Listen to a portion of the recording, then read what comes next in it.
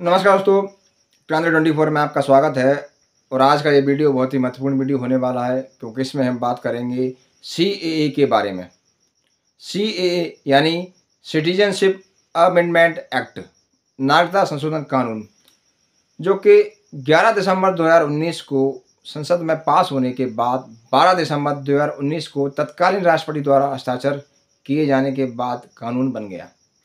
लेकिन केंद्र सरकार ने उस समय इसकी अधिसूचना जारी नहीं की और देश में यह कानून अब जाके 11 मार्च 2024 को लागू हुआ है। कारण था कुछ विरोध प्रदर्शन और कोविड। कुछ विरोध प्रदर्शन और कोविड के कारण ही केंद्र सरकार ने इस कानून को लागू करने में इतना समय लगाया। अब भाइयों, यह कानून क्या है, इस कानून में क्या व्यवस्था है, इसके बारे में हम जानते हैं। और आप सभी से निवेदन है कि वीडियो को लास्ट तक देखें, तभी आपको पूरा समझ में आएगा।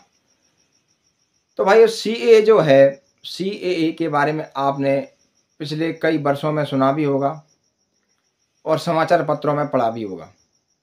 तो सबसे पहले तो मैं यह क्लियर कर देता हूँ कि ये जो कानून है वह नागरिकता देने का कानून है, नागरिकता छीनने का कानून नहीं है।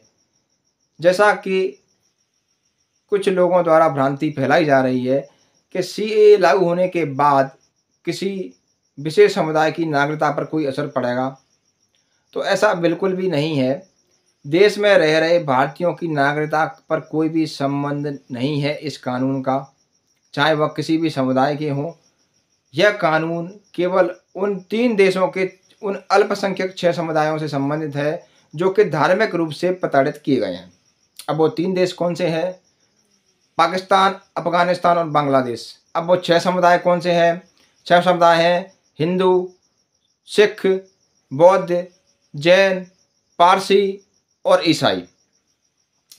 यह 6 समुदाय हैं जिनके जो लोग हैं वो धार्मिक रूप से प्रताड़ित किए जाते हैं। उन लोगों के लिए नागरिकता के लिए यह कानून बनाया गया है, क्योंकि यह 6 समुदाय उन 3 देशों में अल्पसंख्यक हैं।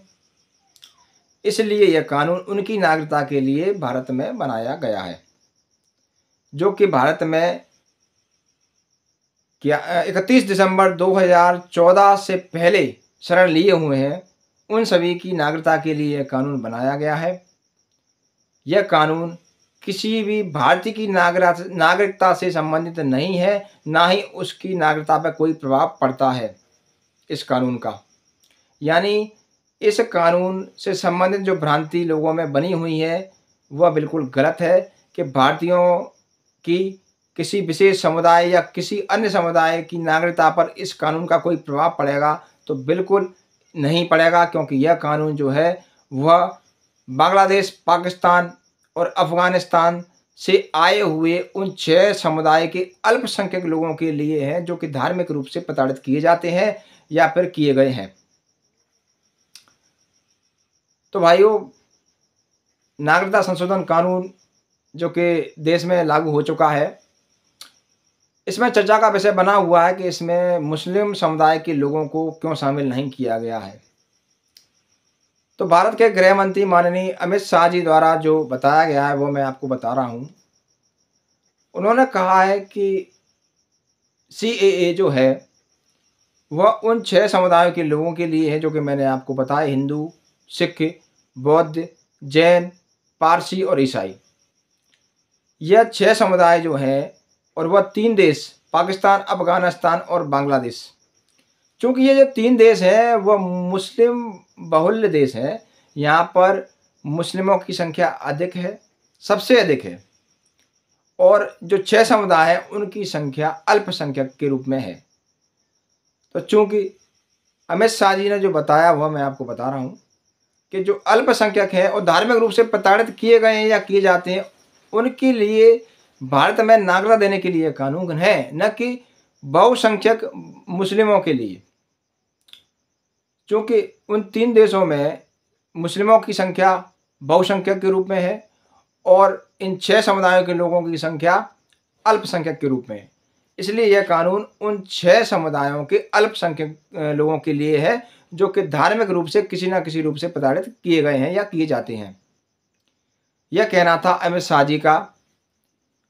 चूँकि लोकसभा चुनाव नज़दीक है तो अन्य पार्टियाँ इसका विरोध कर रही हैं।